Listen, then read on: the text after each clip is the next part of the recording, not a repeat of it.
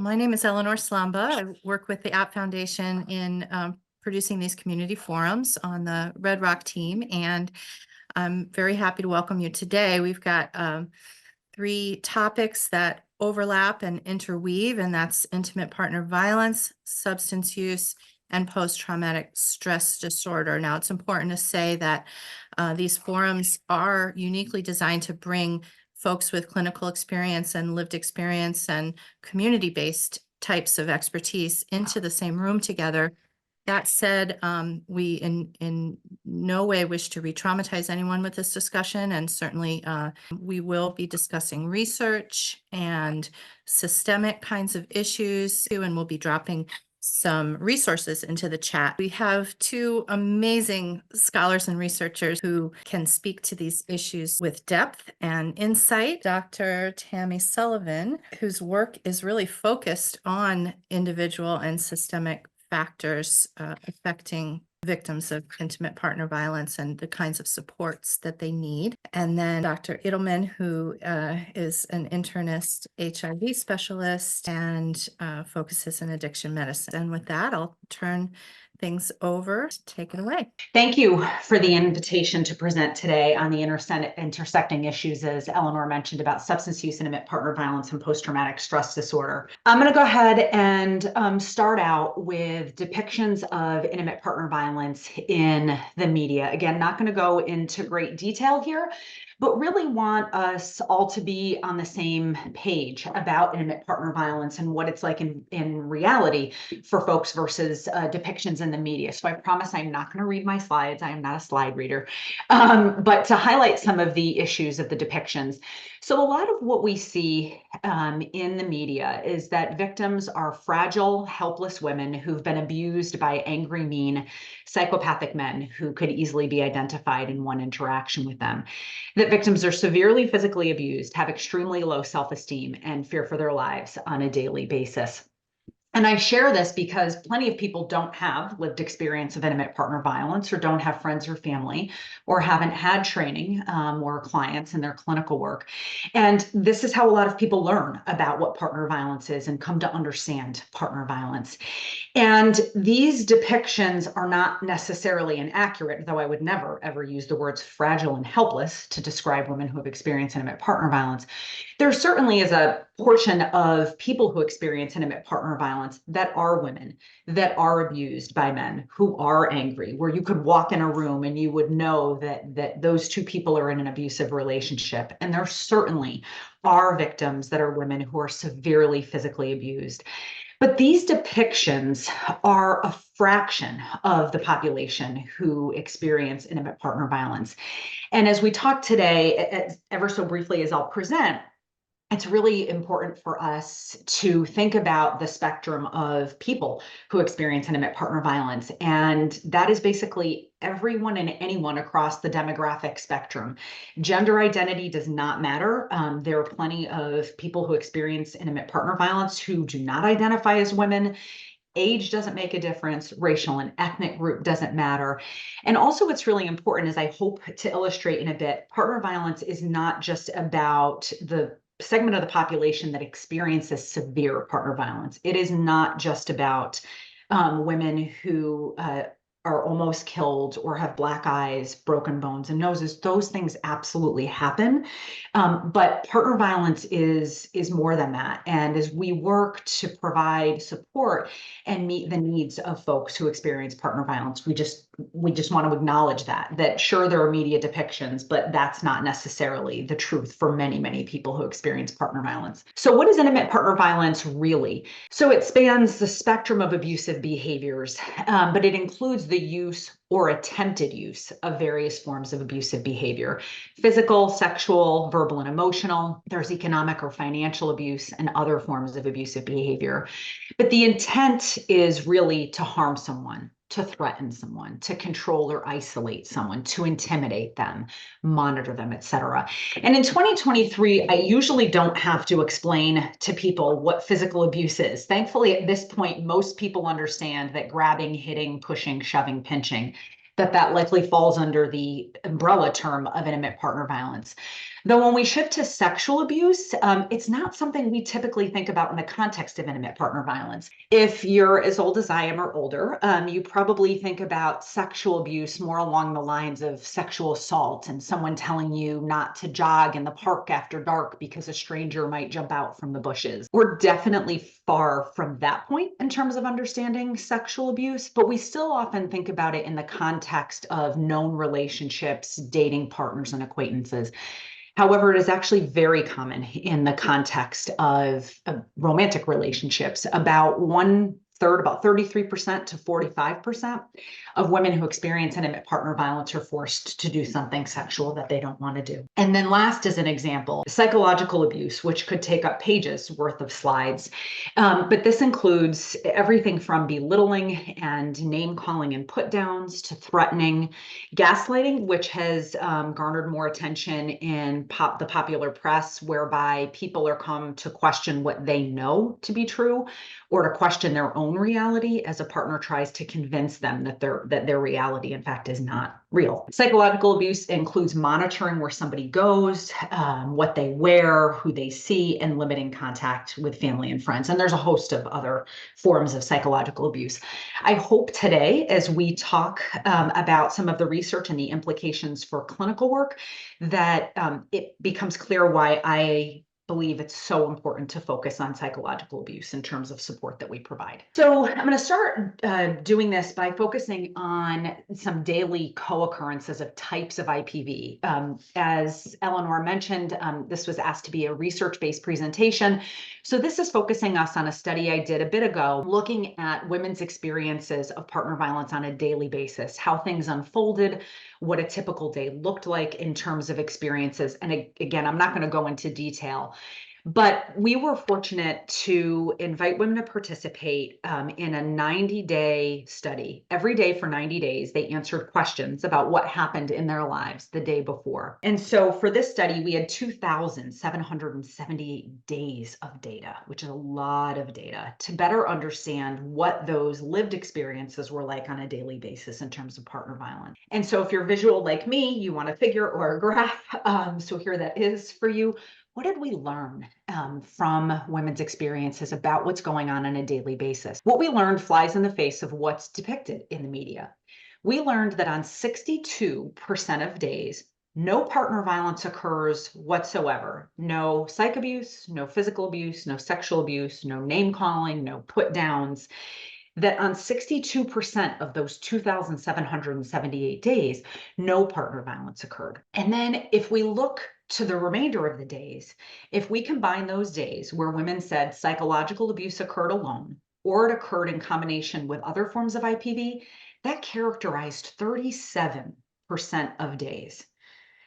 If you look at these two tiny slivers at the top, you can see that physical abuse and sexual abuse alone occurred on 1% of days or less. So as we think about and talk about intimate partner violence, the importance of psych abuse becomes clearer when we look at this summary and when we think about it relative to the media depictions. For those of you that like rows of numbers and a different kind of highlight, you can see here, again, there's 62% of days with no partner violence. Psychological abuse alone was 27% of the rest of the days. And if you combine psychological abuse with other forms, this totals about 37% with rounding. Out of 2,778 days, there were only 18 days where sexual abuse occurred alone, 8 where physical occurred alone, and it never happened where physical and sexual happened together in the absence of psychological. And so what does this mean? Practical implications for people with lived experience or for clinicians. So the finding that on most days no partner violence occurred helps to explain the ambivalence that some women experience about ending their relationships. And I put women in parentheses because most of my research has been with women, so I don't want to overstate my findings, but certainly this applies to other folks as well, again, regardless of gender identity, generally speaking. So the fact that on most days no partner violence occurred helps to explain the ambivalence. So we do know from other research that women who are in severely abusive relationships are at greater risk of being seriously injured or killed if they end their abusive relationships, right? So that's a reason people don't end relationships. People don't end because they're financially dependent. because there are children, because they're unstably housed if they leave. But there are circumstances, though, where women could dissolve relationships if they want to, but they choose not to because it's not every day. It's not the media depiction every day of fearing for your life. And there can be big breaks of time in between those incidents of intimate partner violence, which brings us to that second bullet, which is the breaks in between the incidents contribute to instilling hope that partners will change their abusive behavior. Sometimes after abusive events, there's what's called a honeymoon phase, where partners promise to change, they profess their love, they even apologize sometimes. And in combination with the first comment I made, there's hope that's instilled that partners ultimately will change their abusive behavior. And these data help us to kind of illustrate the lived experiences. The data do help us to understand that we don't know anywhere near as much as we need to know about those days where no partner violence occurred. 62% of days. These are women in relationships that are abusive. To be in the study, they had to have experienced physical abuse within the last 6 months. So these were actively abusive relationships, yet there were 62% of days with no partner violence.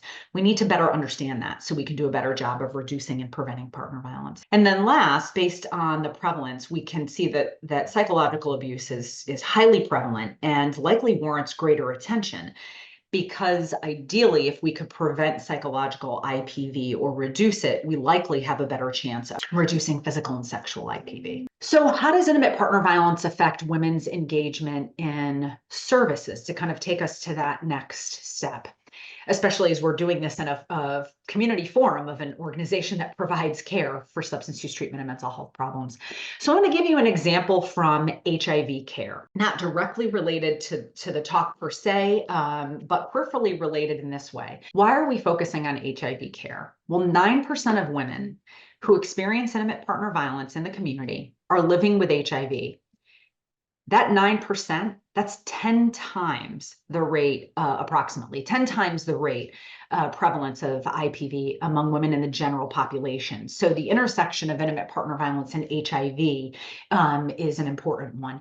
HIV also requires ongoing attention to stay healthy. And that's true of other health conditions as well that are highly prevalent among women who experience intimate partner violence, including substance use and a host of medical conditions, physical conditions. So we did this study where we interviewed staff across the state of Connecticut from various HIV service providers. 130 staff participated, and every single staff person said that partner violence was prevalent in the HIV/AIDS population, and almost all of them, or almost 90%, said that they believed intimate partner violence had a very strong impact on the physical and mental health of people living with HIV.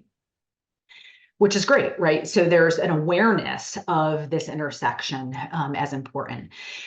45% said that they always or usually screen in the intake process. And we know that it's not uncommon for organizations not to screen for intimate partner violence, but would love to implement those screenings more to better serve the population. As we shift, though, to women's own words, what did we learn from women about how intimate partner violence affects their engagement in care, affects their engagement in services? We used some surveys where we asked women open-ended questions. Tell us about how intimate partner violence affects your ability to participate in your HIV care. And basically 4 themes emerged. The first theme was that partners actively interfere in HIV care. And I put HIV care in parentheses because really this can apply to many, many health problems and conditions. One woman said, "He used to fight with me and make me not take my medicines." And another woman said, "Well, it got to the point where you don't want me to go nowhere, you know." And Dr. Edelman and I have a colleague, Jamie Meyer, who had a study participant share what I think is an even more clear example of partners actively interfering in their care. This woman's partner used to take her HIV medications and flush them down the toilet and say, "Which, now you're going to die faster." And so that is a pretty clear example of active interference. And we can think about a host of medical conditions, mental health conditions, substance use conditions, where that would be problematic, right? Where someone could manipulate medication that you need to stay healthy pretty actively. We also learned that partners passively interfere in care. And so women said, "Sometimes he would get mad at me and make me not take and not take me to my appointments, or he'll forget. Well, he says he forgets. So it was not the direct flushing meds down the toilet or refusing to pick up a prescription or not taking someone to the doctor. It was more of the, oh, I'm so sorry, I forgot, which is problematic because it can shift into the psych abuse pieces of making women feel like they're crazy, right? Like, oh, I don't know what you're talking about. I just forgot to take you. It's not that I didn't want to take you. And it begins really to represent that abusive dynamic around psych abuse. This third theme that emerged was the most frequently endorsed. And it was that women's self-worth was so affected by partner violence that they didn't engage in self-care. And there's a few quotes for this one that I'll share today, which I think really kind of hit this point home of how difficult it can be. When I was with my ex-boyfriend, I didn't take good care of myself. But as soon as I got out of that relationship, it's like everything fell in place. I started dressing more and taking care of my health. Another woman said, no, I wanted to stop myself from taking the HIV medication so like that I could die. That's how bad my nerves were, what I was going through. I just wanted to like die slowly. And another woman said, I got hooked into him. I stopped taking care of me and started taking care of him. And again, this was the most endorsed response of all of the themes that emerged. And I'll show you one more in a second. But it circles back around to the critical importance of focusing on psych abuse, right? Because there was nothing in here that emerged for this particular theme, the most endorsed, around physical abuse, keeping people from appointments. It's really that their sense of self-worth and self-esteem was so eroded that they didn't really feel like they were worth enough to take care of themselves. And this is something we hear very, very often. The last theme, which was not highly endorsed, but was endorsed nonetheless, was fear that providers would detect or discover IPV victimization. So one woman said, sometimes it was always, I was bruised. And then, like I said, I didn't want anyone to see that. And I had refused to call the police. So I guess I was dodging the doctor, the police, and everything. So as we think about the ways that abuse impacts care and how this intersects in terms of intimate partner violence, PTSD, and substance use, I'm going to shift us to focus on the role that PTSD might play in substance use among women who experience intimate partner violence.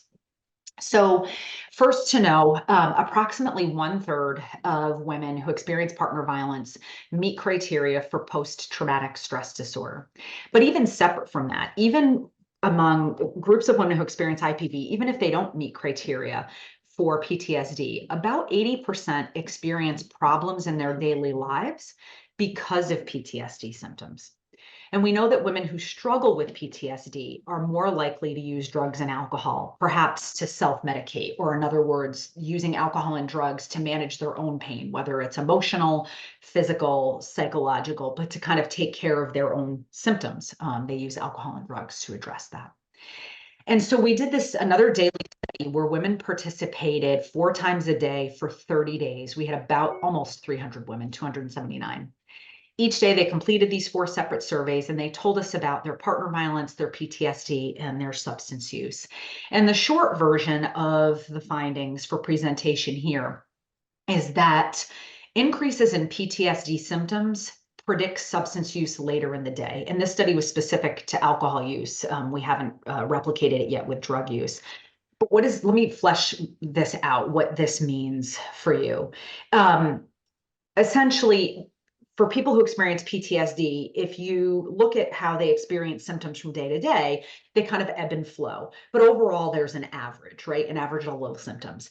If someone's symptoms fluctuate or more intense, those increased intensity of symptoms are associated with people drinking later in the day, right? So we're starting to understand better the ways in which partner violence is related to substance use, and that is largely through PTSD symptoms.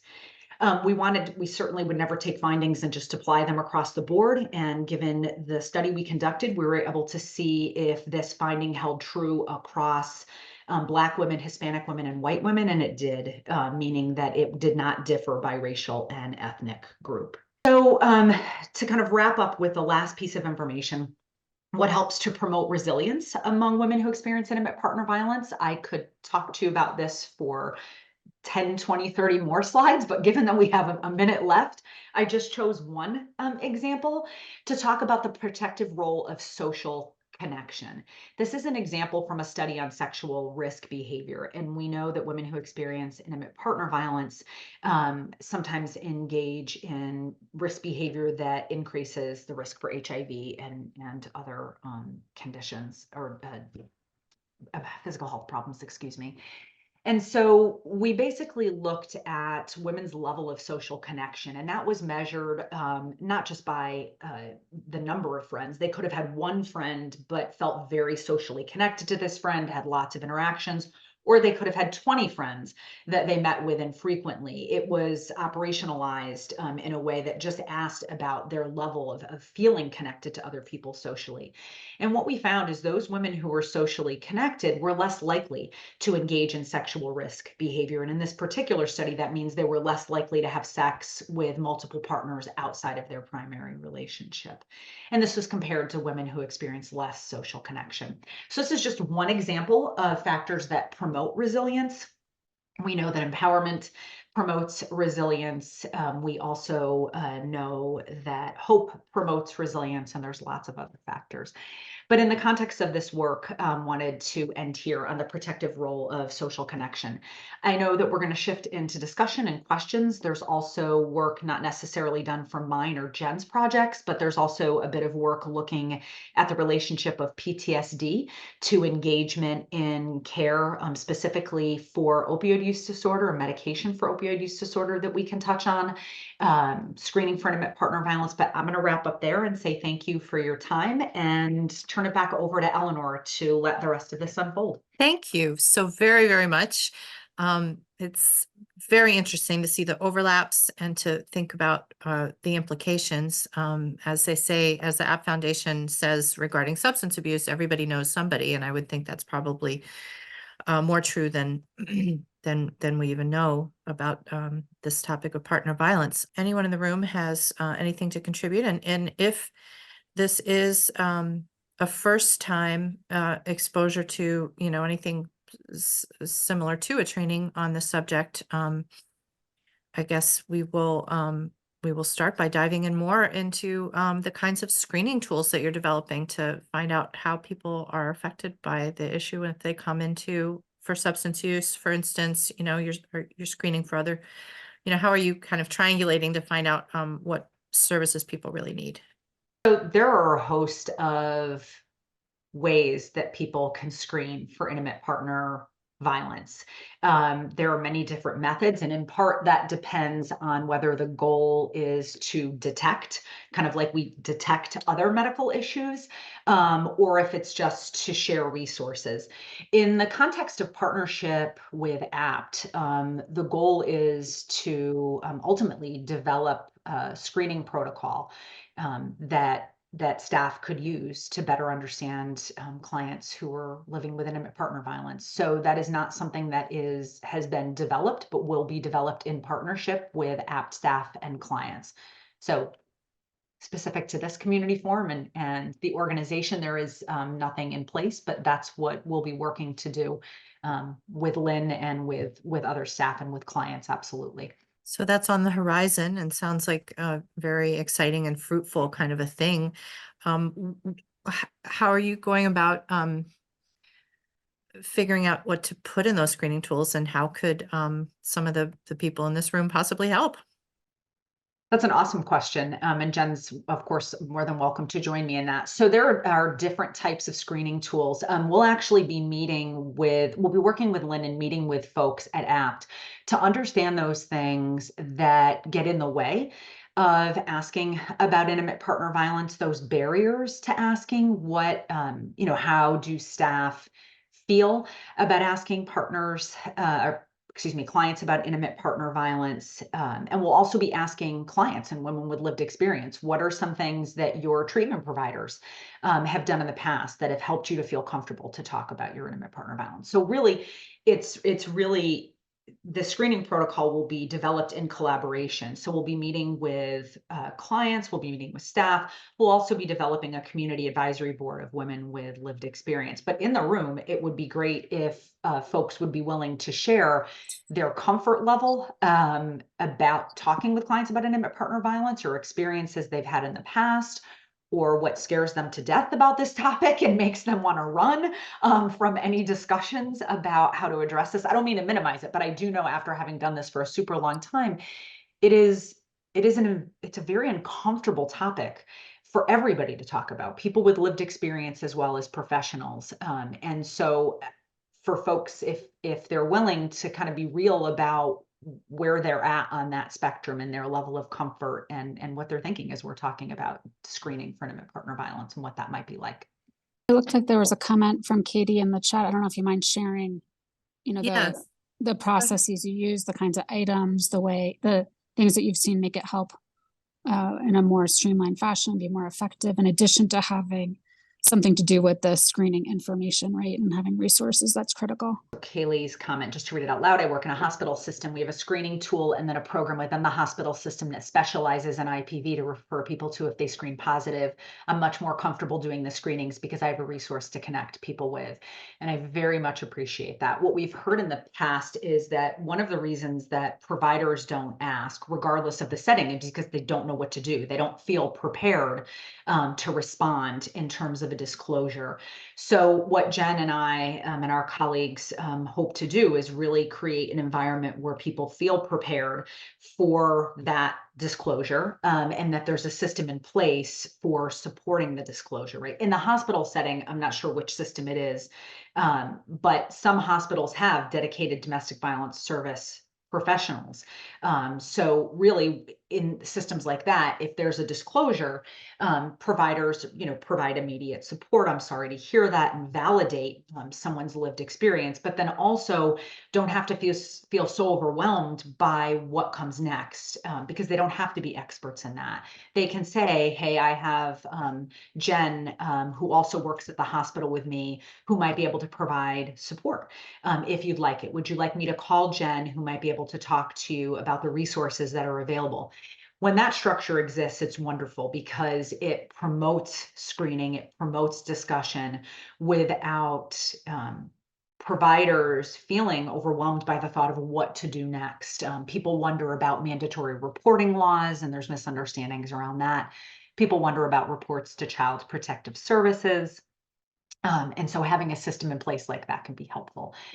And particularly in the collaboration with APT is figuring out what works best for APT system, and then also thinking about a project and intervention that we would be implementing in the future to address PTSD specifically among women who experience intimate partner violence. I hope it's okay to shift, Eleanor, because as I'm saying that, there's just to share with folks, we know, not from my work or Jen's, but from the field of research, we know that, as I said, women experience PTSD in about 30% of the cases, and that PTSD is associated with substance use. What we also know is that increases in PTSD symptoms are actually associated with decreased attendance. An example at a methadone clinic. So the more severe someone's PTSD symptoms are, the less likely they are to continue to attend treatment with methadone.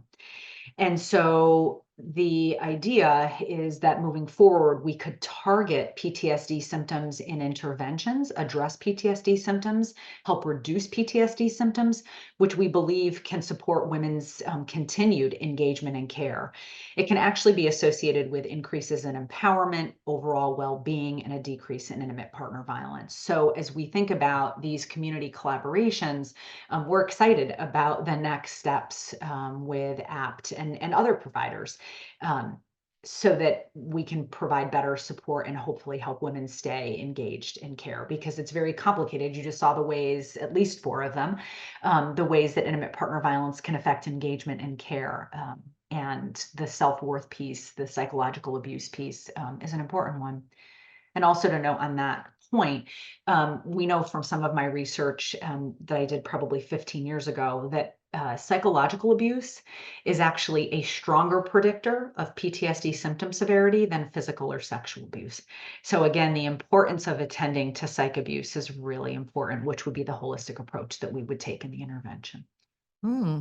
Sorry for those little hops and skips along the way, but it's really hard for me to stop talking about these things when I'm on a roll. I hope it's The nature of the useful. topic, absolutely. And one of the things that makes it so interesting, it also makes me think of the group schedules that is such a feature of apps open access model, having this menu of groups that clients can self-select to attend, and whether it seems like a natural thing for maybe groups in the future to be developed to speak to some of these issues about relationship safety and well-being in general. My name is Jason. Hi. I'm from Connecticut, but I know App very well. I was employed at App back in 2010. I worked for CRJ, which was recently, bought out, was recently known Family Reentry, which Yeah. does all best violence classes. I've been in the field 20 years, so I currently now moved down to Florida last year. My mom's sick, but I run a domestic violence, mental health substance use program in a county jail out here. That's through a nonprofit organization that the county jail reached out to the organization, asked to get some mental health help. And then through that, I was able to come up with, I do 1, 2, 3, 4, 5. I do 6 psychoeducational groups, but I touch on one with healthy relationships, and I call it family violence education program. So because I realized the most arrests in this county that we were looking at was drug addicted and then domestic violence. And Florida has a very unhealthy way of learning it, but between Connecticut and working here, trying to get the knowledge out. So I run groups in here because I have 40 women incarcerated, and then I have the rest are men, and I separate them in groups. And so I afford the women anger management, substance abuse, healthy relationships, and then I afford them a group where I kind of touch bases on, domestic violence and kind of make a mix, but they can pick what they want to do. And then we address them on a platform kind of places they can talk. I have resources in this area that they can speak to. I know where the shelters are. So I kind of made like a pamphlet, and I provided it to them. And in the room here, it is confidentiality, and I am unfortunately a guy, so I have to be in here, and there's money shortages that allows I can't bring women in, but I give them a free space to talk, or they can have a nurse or somebody, vice versa. And so I talked to them about what it looks like, kind of, things you guys talked about today. I got a lot of training when I was in Connecticut, working for Family Entry, doing the classes, doing the training. Took a big pick into it because I know that was a huge arrest population that we were seeing growing. And kind of found out here with the groups and the help of it, I've had one woman tell me, she says, thank you. You've kind of, made me feel like I can speak here, and I feel a little safer, asking for help. So kind of just meeting where they're at with the motivation interviewing standpoint. I don't drill it at them. I find videos on TED Talks. I find certain video clips that show them about it. Kind of let the video sit there, kind of throw it out them. I get them for a while, sometimes 4 months to a year. It could be forever long we have them here. So I continuously run those groups and kind of educate this town that hasn't had it and get in the direction that they can have. They have a small little program called Batter's Intervention that's online. They're trying to change it and get aspects of help and things like that. So I've kind of got involved. But I found that just getting them aware and giving them a lot of resources and allowing them different types of people to talk to has kind of helped them decrease some of what I'm seeing coming back here, or feeling like they can't be heard, or figuring out how to teach them just to be empowering themselves, and kind of just allowing them to have a few different avenues. And that pamphlet's just for them to look at it. I've had 1 or 2 that I've gotten, feedback from that said it helped them when they got out. So kind of where just with the group concept is really what worked out here. And thinking here with you guys with groups is that it's just been big enough that they hear people who they're not alone. As long as a lot of women or men at this point, mostly women, realize that they're not alone, then they feel like it's not just their. And I think that's what I've learned, is that they feel like they're alone. Right. And I agree, Jason. And actually, I'm very familiar with family reentry and the other services, because through the consultation center, I oversaw the family violence education program in New Haven for 19 years. And I did oversaw the Evolve program, which, for folks who don't know, is a 52 session program for repeat and serious offenders. And I think what's really cool about what you just said is that, you talked about women who are in the criminal justice system because of arrest, right? And we often don't think about women who are in the system as victims. We often think, oh, they're in the system, they were arrested, right? They're perpetrators, they're suspects, they are, we think about those kinds of terms that compartmentalize them into this one size fits all. But the reality is most women who are involved in the criminal justice system or who have been arrested for one reason or another have experienced intimate partner violence. And we found too in that space in FEEP, talking with women about their whole lives, about that lived experience, acknowledging victimization as well as use of aggression, really provided an opportunity for them to feel heard and validated, because they get arrested and in the criminal justice system, they are treated like offenders, when in fact they could have used violence in self-defense. And it sounds like we could chat forever, but I appreciate your attention to those issues. I appreciate acknowledging the support that can be helpful and the universality that comes from sitting with other people who also experience intimate partner violence and realizing that they're not alone. Yeah, the hardest part on this is that when I talk about it, I kind of just gauge on history, but I mean, I've been doing this 20 years, so I've my master's in forensic psychology and minor in victimology, so I study behavior. And so I'm working on my doctorates to get my doctorates in that. But when I get to that point, I kind of use the tools I was taught and kind of just go with what they tell me and kind of feel where they're at, let them tell me what they're willing to gather, and then I always provide the tool just to say, listen, if you're going through any of these, reach out. And so that's kind of, I found, has been the best connection and kind of worked the best way to touch everybody that we can.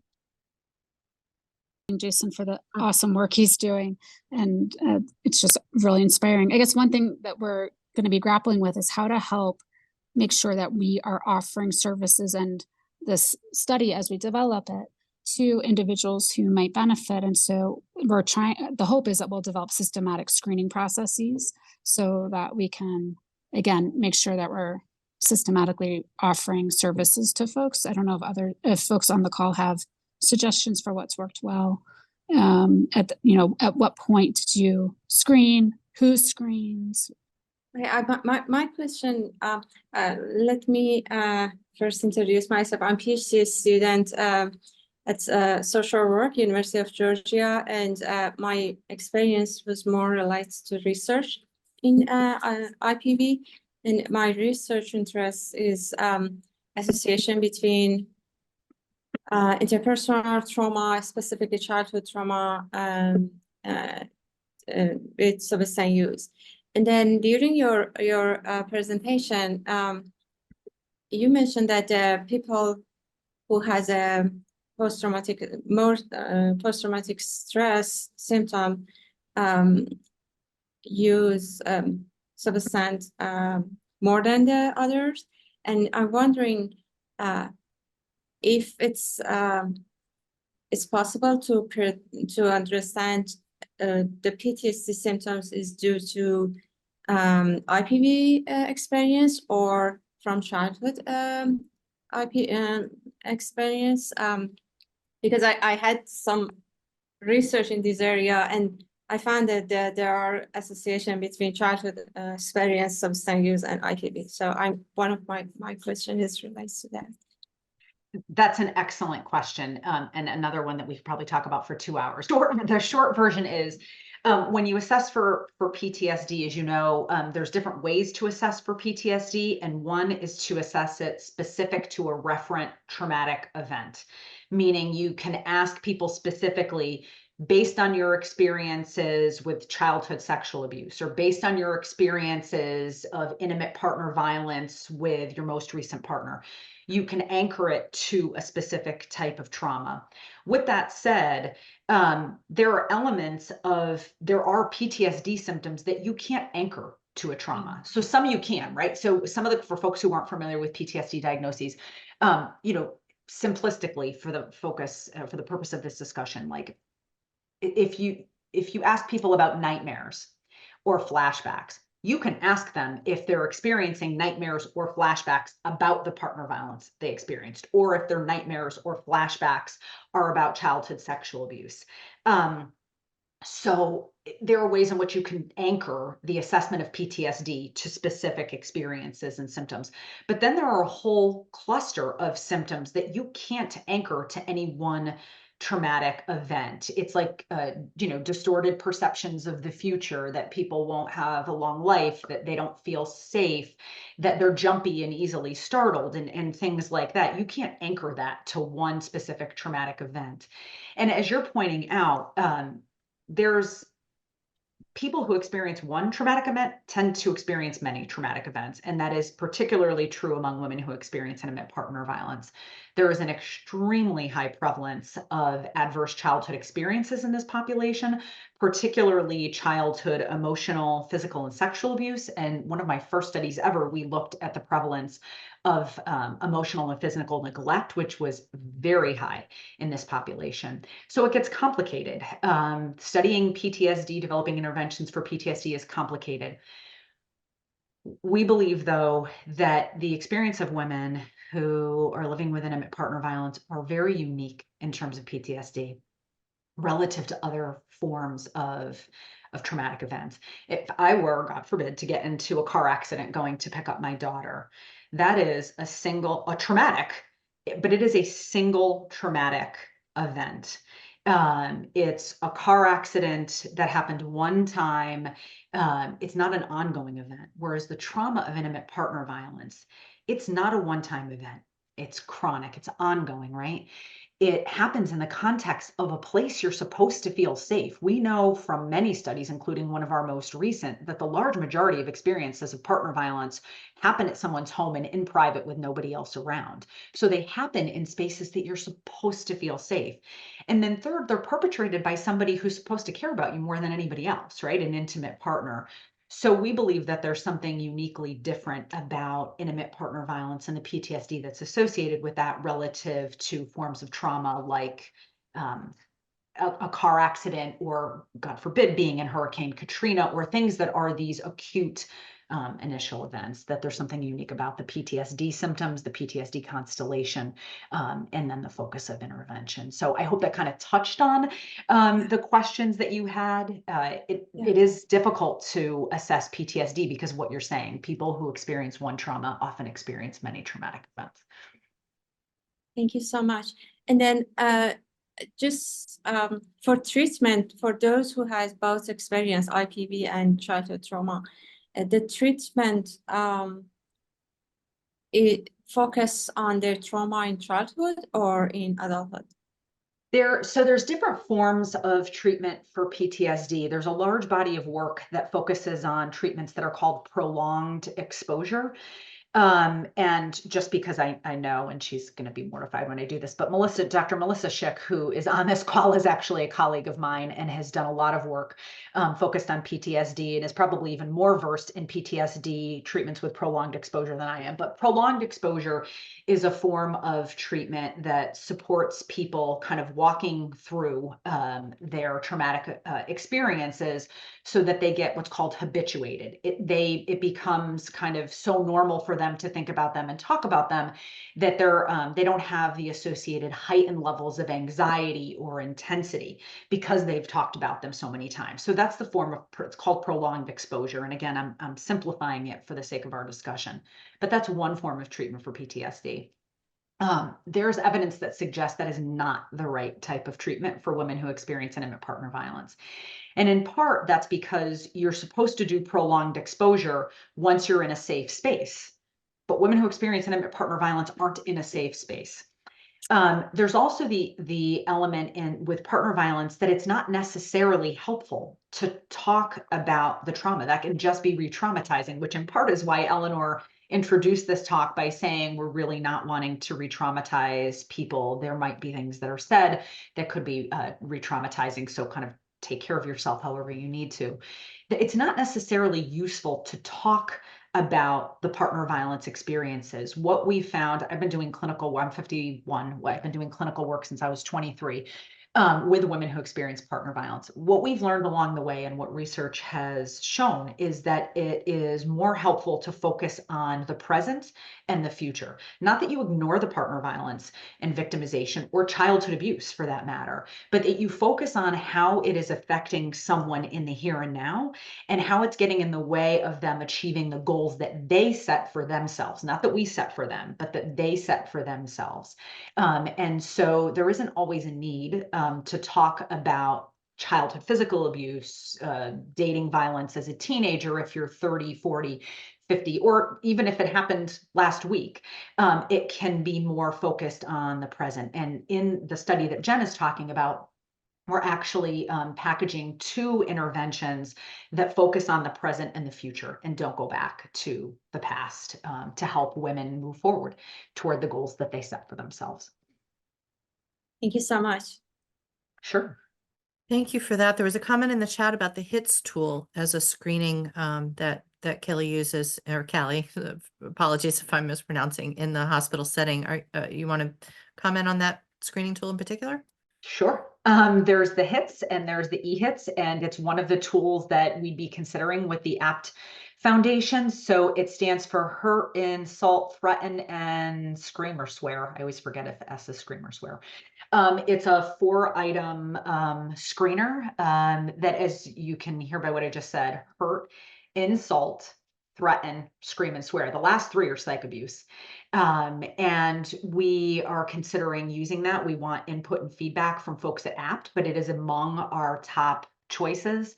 It is, yeah, I guess I can end there. Yes, it's a great tool if you want to use a paper and pencil kind of, or a computer assisted screening tool. It's brief and it includes a focus on psych abuse as well as physical, and it doesn't go too far because some of the measures I very much don't like. We've talked with Jen and our other colleague Dawn in Ohio. Some of the assessments or the screeners go so into detail about traumatic experiences that it would just be re-traumatizing. It asks for great detail about sexual abuse or physical abuse. And I am strongly against doing that in a screening, especially since oftentimes when we screen, we're doing it in the context of an intake or a brief encounter, and there is no need to have people telling us great detail. It actually makes people more vulnerable and less likely to return to talk about their experiences because, you know, they've just shared a whole host of personal information and sensitive information that they might not otherwise have if weren't asked in such detail. Thinking about people recovering or getting into treatment for substance abuse in the context of perhaps having experience with intimate partner violence, is there any research being done to look at how presence of treatment options for substance abuse in a community could address or lower incidents of family violence in the community? So saying the number of treatment options for intimate partner violence is associated with lower levels? Well, I was wondering about treatment for substance use, then, you know, making any dent in the family violence incidents in communities, whether there's any research being done or reports from law enforcement or, you know, anything like that. So challenge with law enforcement data is how it's collected and from whom. So I've done a lot of work in the criminal justice system. And so you're limited by people who the police are called on. You're limited by folks who are arrested. And we know that there's disproportionate contact. And the information that's tracked within the criminal justice system is not the greatest. And the criminal justice system is not often willing to share identified data, and you would need to link that to substance use data. There is research, there are folks like Chris Eckert, Casey Tapp focuses more on PTSD and substance use and IPV, but there are folks who look at the association of substance use treatment and partner violence, and there is evidence of substance use treatment and substance use in particular being associated with perpetration and lower levels of perpetration. The point associated with that, one of the challenges is, though, that we don't have evidence-based programs to treat IPV perpetration. So in part, it kills me and people like me to sit here and talk about addressing victimization and people who've experienced intimate partner violence as the ways that we have to deal with it, instead of talking about the people who abuse other people and targeting programs, right? The onus should always be on the person not to use aggression. It shouldn't have to be on someone who's being abused. With that said, we are very far from the place where we're going to prevent intimate partner violence altogether. So of course we want to provide resources and support and promote resilience among women who are victimized, and men and people of all gender identities. But we don't have, despite millions and millions of dollars spent by the National Institute of Justice, we do not have strong evidence-based practices that reduce the perpetration of intimate partner violence overall. And they've been funding that work for decades. We're getting closer. Folks like Amy Zaring and others, Casey Taft, who did Safe at Home, we are getting much closer. Casey Taft did a program within the VA, the Veterans Administration system, but it's not yet been replicated in community settings. And Amy Zaring has an intervention, it's a batterer's intervention program that focuses on acceptance and commitment therapy and has an element of emotion regulation that is showing promise, but we just don't have programs overall. And to circle back around for one last comment about what you just said, it's approximately 50% of incidents of intimate partner violence involve the abuser using substances, per Women's Health Report anyway. So there's plenty of incidents of IPV that are not in the context of the abuser using substances. So addressing that as well. I have a question now, because bring up a good point. So I also work alongside DCF down here, and there's a new program, and they work with just heavy domestic violence cases and substance abuse. So we're called in to just work with those heavy cases that they're seeing big substance abuse and domestic violence. So what I'm noticing when I'm talking to these families, I'm going in because it is DCF, that they will shut down the substance abuse side on me because they want DCF out, because they don't want us in there, or they don't want us doing anything. And I know as every one of them, or when you look at them, kind of, it's tying in. So I'm almost wondering if it's because of the way that, as a mandated reporter, even in Connecticut and vice versa, we have to mandatedly report. We're seeing things that they're afraid is going to bring in DCF and bring in further areas that they don't report that, because again, they have badge intervention down here, but again, like you said, there's no way to break like they do with these other programs. And I was just very curious about it, because that's the hardest part I run into, is that I can't treat one if I can't treat the other, and the others just don't want to deal with it, or they pull back and say, no, I was wrong. Don't worry, I didn't mean to call you on this and that. And so trying to find, that's kind of like what you're saying, that's where it falters. And then we kind of hit a dead end street where I'm not going to push the issue or try to tear them apart. But I see that's a huge, big issue. And I feel like it's almost like they're afraid to have DCF involved, because most times that's what gets called involved. Yeah, the intersection of IPV and substance use, whether it's for people who use aggression or people who are victimized by it, they're not as advanced as they need to be. And we haven't even got into the discussion where there's relationships where intimate partner violence is bidirectional, and the reasons where sometimes someone who experiences victimization also uses aggression. That's definitely a topic for another presentation. Thank you, Jason, for showing up and plugging into this conversation so wholeheartedly. Don't get these. Appreciate it. You don't get these trainings in Florida. They don't offer this stuff down here, so I try to get as much as I can back up there, so that I'm true, because Florida just doesn't offer it, and so it's just when I get them, or I can get them free, or I go back, or come and work for. I thank you guys, because I don't get them down here, so I have to do my own to stay averse to what I'm trying to do. Well, it's cool to hear about your career path, and that Connecticut has been a helpful piece of that. Since I learned everything. Since Tami mentioned Melissa Schick, I'd like to invite you, Melissa, if possible, without being intrusive here, if you'd like to take yourself off mute and say hi, and anything that this forum has helped you think about. Yeah, it was hi, first of all. I'm sorry for not having my camera on the whole time. I have a little one who's running around and didn't want her to be distracting. But it's nice to meet you all. It was great to hear a little bit about just kind of what different people are doing. I think I'm more tuned in, obviously, to the work that Tami is doing, since we work closely together. But it was great to hear about how that connects with the work that the other folks are doing. And Melissa's work focuses on the role of emotional processes in relation to substance use and trauma. So drilling down more into the role of emotion and emotion regulation and how that's related to substance use among people who experience trauma, including intimate partner violence. That's the goal. Cool.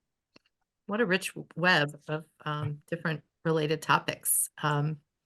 Jen, you want to get the last word in here or wrap up? what No, you've I'm grateful for Tami's presentation, to continue to learn from her. I spend my time really thinking about the intersection between HIV and substance use. And so the work in the PTSD space and IPV is new for me. And I'm really excited to work with APT and this amazing group. So thank you. Thanks for having us today. Thank you for coordinating this. Oh, my pleasure. Well, clearly, people showed up who had a lot to bring to this conversation, and that's how it all works. So thanks for everyone who showed up, and know that it would not have been the same without you. And this particular constellation of expertise is likely never to happen again. So you were here for it, and we really appreciate that. Thank you so much. Have an awesome one. Thank you. Happy holidays to everybody. Take care. Take care, everyone. Bye-bye.